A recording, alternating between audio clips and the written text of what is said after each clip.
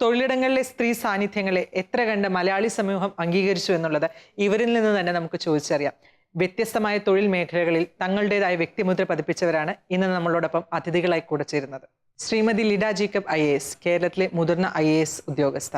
3 പതിറ്റാണ്ടിലേറെയുള്ള പ്രവൃത്തി പരിചയം, വിദ്യാഭ്യാസം, പൊതുഭരണം, സ്ത്രീ സുരക്ഷ, ചിൽഡ്രൻസ് റൈറ്റ്സ് എന്നിങ്ങനെ പല മേഖലകളിൽ തൻ്റെതായ വ്യക്തിമുദ്ര പതിപ്പിച്ച കോൺട്രിബ്യൂഷൻസ് നടത്തിയിട്ടുള്ള IAS ഉദ്യോഗസ്ഥ.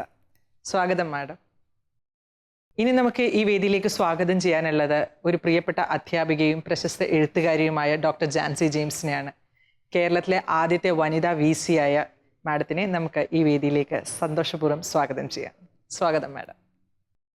മലയാളികൾക്ക് അത്ര തന്നെ പരിചിതമല്ലാത്ത ഒരു മേഖലയിൽ തൻ്റെ വ്യക്തിമുദ്ര പതിപ്പിച്ച ഒരു വ്യക്തിയാണ് ഡോക്ടർ താര. ഡിസാസ്റ്റർ മാനേജ്മെൻറ്റ്, ജിയോളജി എന്നിവയെല്ലാം ഇപ്പോഴും മലയാളികൾക്ക് അത്ര തന്നെ സുപരിചിതമായൊരു മേഖലയല്ല. സ്വാഗതം മാഡം. 4 പതിറ്റാണ്ടിലേറെ പത്രപ്രവർത്തന പരിചയവുമായി ഇനി ചർച്ചയിൽ നമ്മളോടൊപ്പം ചേരുന്നത് ശ്രീമതി ഗീത നസീറാണ്. സ്വാഗതം മാഡം പരിപാടിയിലേക്ക്.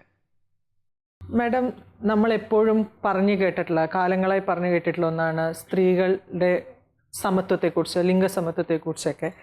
അത്തരത്തിൽ ഒരു കേട്ടുകേൾവി പോലും ഇല്ലാത്ത കാലഘട്ടത്തിൽ സ്ത്രീകൾ നന്നേ കുറവായിരിക്കുന്ന ഒരു മേഖലയിലേക്ക് എത്തി വന്ന ആളാണ് താങ്കൾ.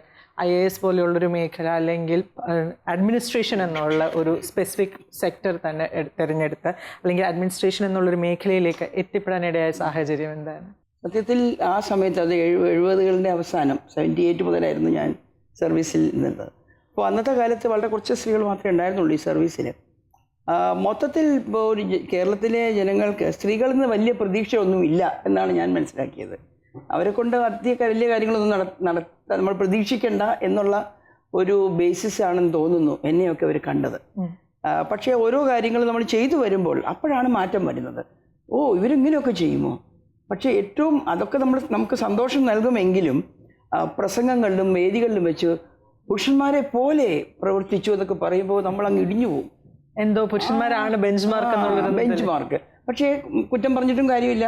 കാരണം ഇവിടുത്തെ ജനത കണ്ടിട്ടുള്ള വലിയ പ്രവൃത്തികളൊക്കെ ചെയ്യുന്ന പുരുഷന്മാരാണ്.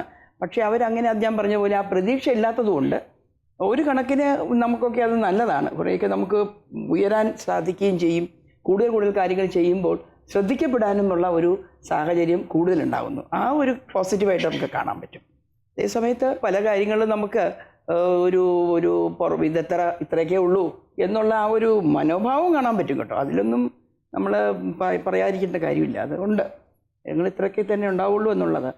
ഇനി അതിൽ ഒത്തിരി സപ്പോർട്ട് വേണം. എത്രയും നമ്മൾ എന്ത് തന്നെ പറഞ്ഞാലും ഒരു സ്ത്രീ ഒരു പൊതു ജീവിതത്തിൽ ഇറങ്ങണമെങ്കിൽ ഒത്തിരി സപ്പോർട്ടുകൾ, അത് വിവിധ തരത്തിലുള്ള, not only physical, mental, emotional, പല തലങ്ങളിലുള്ള സപ്പോർട്ട് ലഭിച്ചാൽ മാത്രമേ നമുക്ക് ഒരു സ്ത്രീ എന്ന നിലയ്ക്ക് വരാൻ പറ്റുള്ളൂ എന്നുള്ളത് അംഗീകരിച്ചേ പറ്റൂ. വളരെ സന്തോഷമുണ്ട്. വർഷങ്ങൾ കൂടുന്തോറും കൂടുതൽ സ്ത്രീകൾ ആത്മവിശ്വാസത്തോടെ മുന്നോട്ട് വരുമ്പോൾ അവരെ ആ ബുദ്ധിമുട്ടുകൾ നമുക്ക് കാണാൻ സാധിക്കും.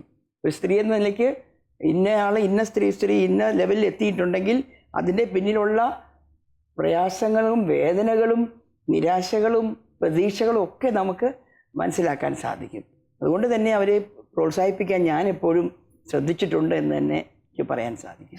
1970കളിൽ സർവീസിൽ വന്ന പോസ്റ്റ് റിട്ടയർമെന്റ് ഓൾസോ കമ്മീഷൻസിന്റെ ഭാഗമായിട്ടൊക്കെ വളരെ ആക്റ്റീവ് ഒഫീഷ്യൽ ലൈഫ് ഇപ്പോഴും തുടർന്നുകൊണ്ടിരിക്കുന്ന വ്യക്തിയാണല്ലോ.